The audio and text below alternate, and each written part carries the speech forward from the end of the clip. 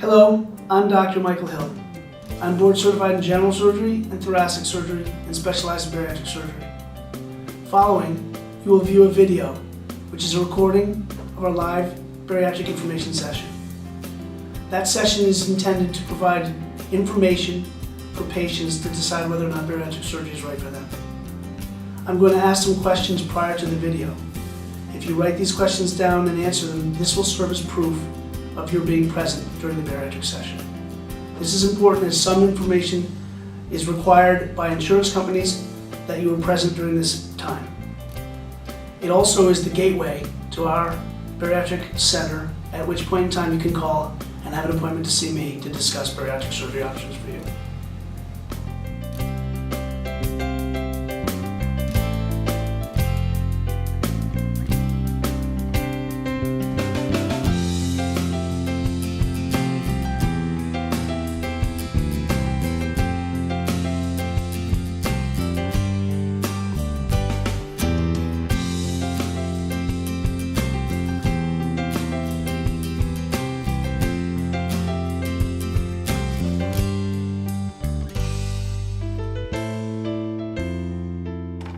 Today's information session is just that, informational, and what it's designed to do is to help talk about what obesity is and the problems that are associated with obesity and how we measure obesity and what kind of things we can do to help treat obesity, mostly surgically, but there's also medical treatments as well.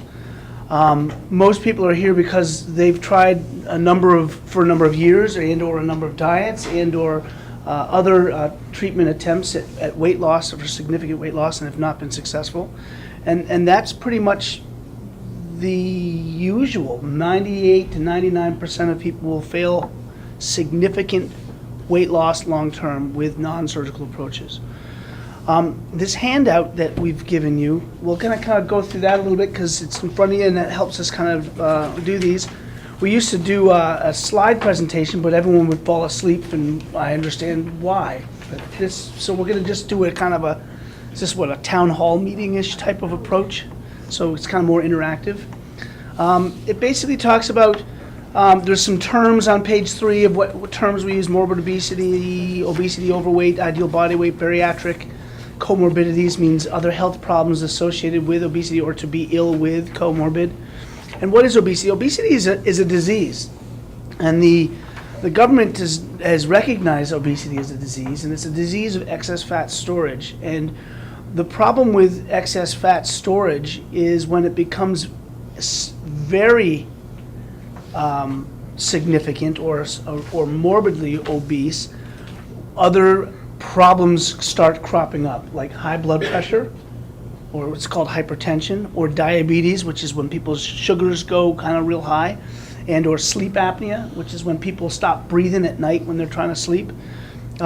These are like the 3 major ones, but there's other ones also that are associated with obesity, such as what's called stress incontinence, and when you pee when you don't want to, those types of things, reflux disease or regurgitation with heartburn and things like that, as well as increased incidence of trauma.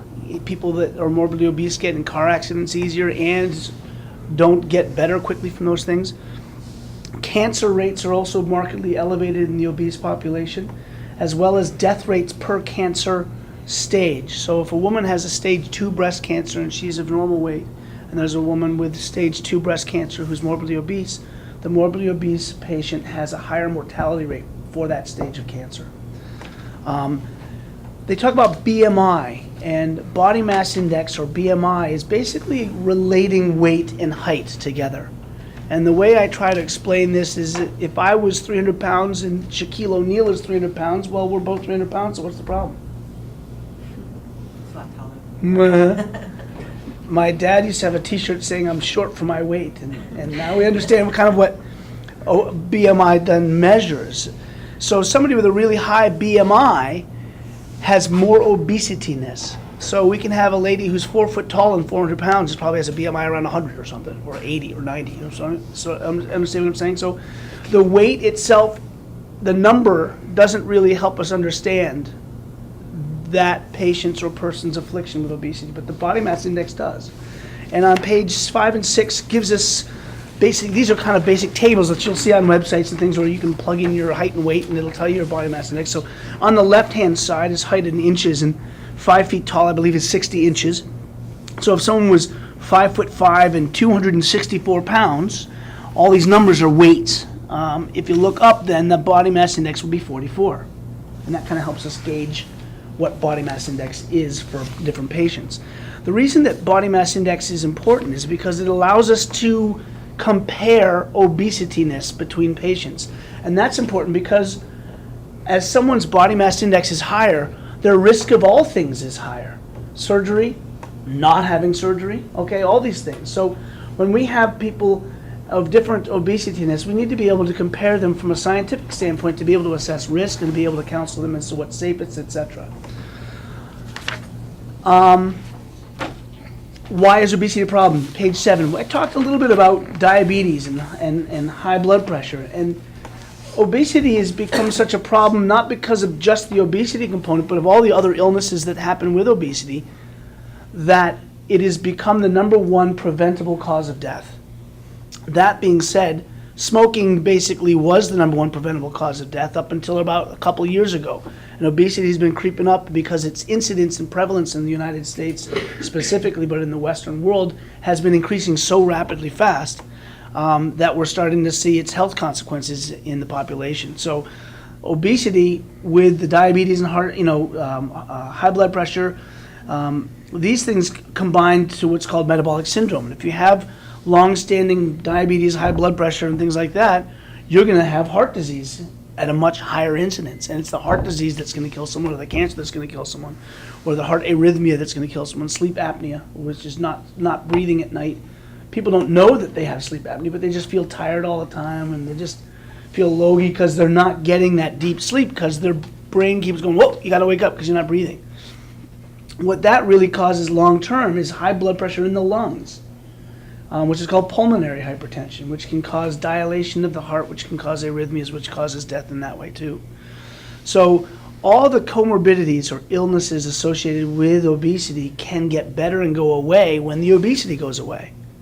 And that's why our focus is to treat the obesity, so that we can bring people's body mass indices down into the more normal range and hopefully get rid of their diabetes or their blood pressure problems or their sleep apnea, and to get rid of the risk of cancer that's increased if they don't lose the weight, okay? The morbidly obese patient lives 15 years less than the non-morbidly obese population. And throughout history, our life expectancy since we were cavemen has increased up to about, I think it's 78 years old or something now. But if the incidence of morbid obesity becomes so prevalent that a significant proportion of our population has morbid obesity and dies 15 years earlier, then the aggregate life expectancy will drop. And obesity is striking children more than adults as far as a population base. And morbidly obese children become morbidly obese adults. And so if our morbid obesity rate in children is 3 times higher than adults, we're looking at a very bad problem in the future for our children, essentially. So it may be the next generation has a shorter life expectancy than our current one, which has never been seen in history before. So what causes obesity? Why is this happening? There's a bunch of different causes. 1 genetic and 2 cultural, 3 psychological. This is all on page 8 here. And a story I tell to try and describe the genetic component. If we all may know of family members or so where mom may be big and dad's skinny, or vice versa, and they have kids and one kid's big and the other one's skinny, they eat the same thing. And it's just the way it is, and it doesn't seem fair, and it isn't fair. There's no fairness about this, but the truth is that the obese kid absorbs and retains the calories that he eats more effectively than the one that isn't. So think of it as a furnace. Okay, if the furnace runs efficiently and burns off all the fuel, great. If it doesn't, it stores it. Okay, so when we were cavemen, literally it takes millions of years to evolve into us. All right, where we had to chase our food around and or plant it, we expended a lot of calories just to obtain calories. And if you look at food sources, the sources of food that have the most calories per gram are sugars and fats. And they taste great because our bodies evolved to wanting those because you're extracting more calories. And in a situation where you don't know when your next meal is going to come, you want the sugar and the fat more than the protein. And that is why we like sugars and fats. Not because they taste good, it's the other way around. Those beings that ate those lived, and those beings that ate those liked those things, and that's the kind of evolution of that.